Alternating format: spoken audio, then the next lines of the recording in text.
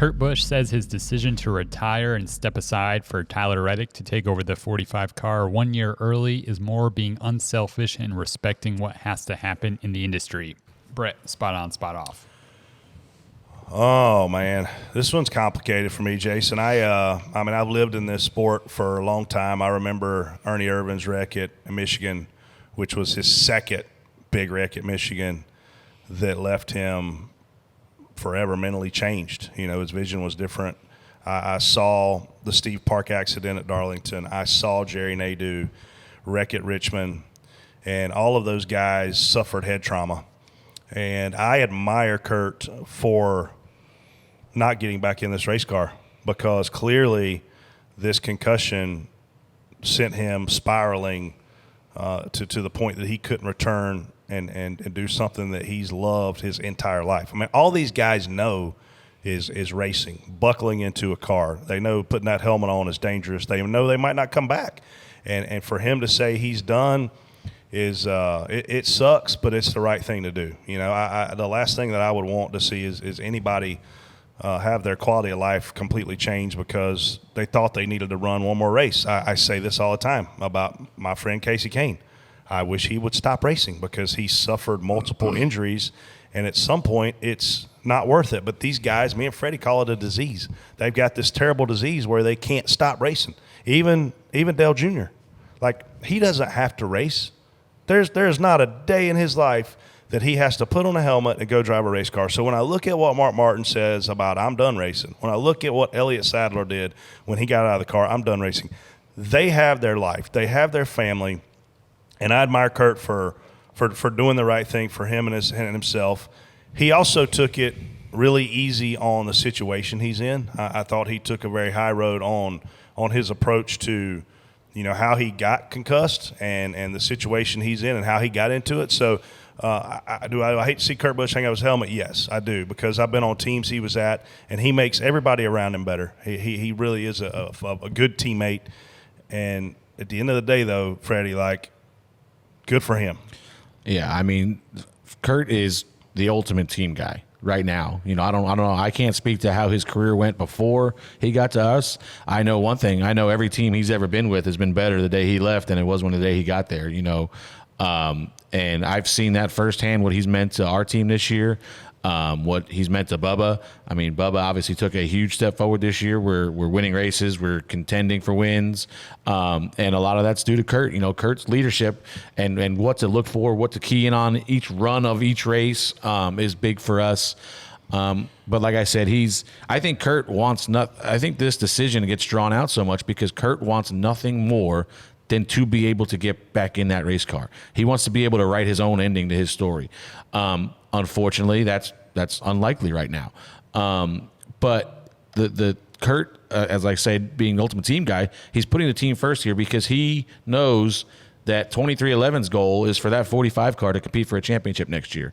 And the way to get that done right now is, unfortunately for Kurt, is for him to step aside for the entire season next year so they can go have some kind of agreement to get Tyler over there next year versus 2024. Because, I mean, I don't think it's a big secret.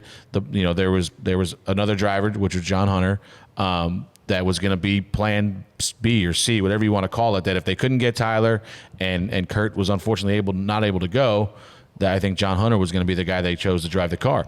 And who gives you a better opportunity to win a championship next year, Tyler Reddick or John Hunter Nemechek? So, you know, if Kurt draws this out and they can't get Tyler, and now you're going into next season with John Hunter driving the 45, you know, you have I feel like a slightly less chance at, probably not slightly, it's probably a less chance at winning or competing for a championship. Yeah. So I think he does the right thing. Very unselfish on his part to step aside because he doesn't know where he's going to be in February. I don't think he knows where he's going to be in 2 weeks. But, you know, to get all this done now, you have to step aside now and let the team focus on, okay, now we've got Tyler. We can put all our eggs in that basket and move forward to 2023 or 20. Yeah, what the hell is it? 2023. Yeah, 2023. So I think that's just unselfish on his part. I hate to see that he can't really write his own ending right now. Hopefully one day he can get back in the car. He left that window open to maybe run some races. I thought it was cool, too, that he mentioned TV as an option. You know, Kurt's an intelligent guy, a methodical thinker, and I don't want to see. I mean, what's he won? 30-plus races, champion. I don't want to see the guy do what we talked about last week on the show, just disappear. Yeah, I'm gonna miss seeing Kurt on the track. He was definitely a competitor. He's been a great asset to every team that he's went to. His driving ability was obviously, he went and ran the Indy 500 and was super competitive at it. Run sixth, I think. Yeah, and like an ordinary driver doesn't do that. No. I'm gonna miss seeing Kurt out there. I really hope he's able to do TV because I think his view on things and he'd be able to offer a lot of great insight. I really hope he gets to be in TV and stay associated with the sport. I think it'll be helpful for him as well to be attached like that as well. Still, because he's not that old. No, he's not that old. Freddie brings up 2 points. 2023, John Hunter Nemechek.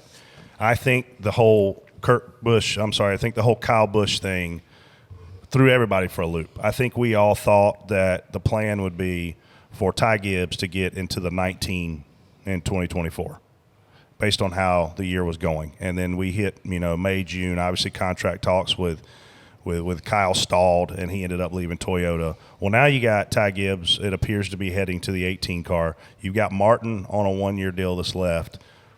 Is John Hunter Nemechek a Toyota guy? We're about to find out because KBM's closing. That's where John Hunter Nemechek's at. That kid gets in that 26 car, Xfinity car this weekend. And he ain't a kid no more, but he's hauling ass. Like John Hunter Nemechek is a shoe. So I think if you're getting ready to find out if Toyota's big on John Hunter Nemechek or not. Clearly he was going to be plan C for the 45 car. But now that he's not at KBM anymore, because obviously that's going to Chevrolet, he's not getting his cup opportunity. Like, what do you do with him? Do you put him in a Gibbs Xfinity car and get him ready for the 19? Is he the guy?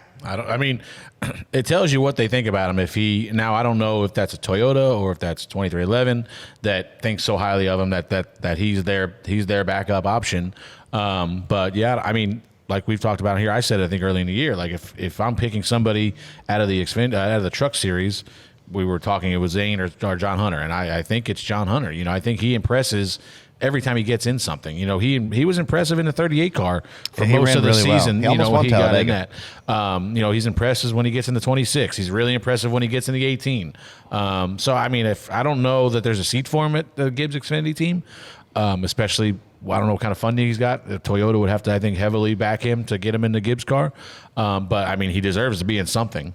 It's time for you to sell your home and make that big move. Let our friends at OfferPad remove all the worry and hassle. Get started today at OfferPad.com.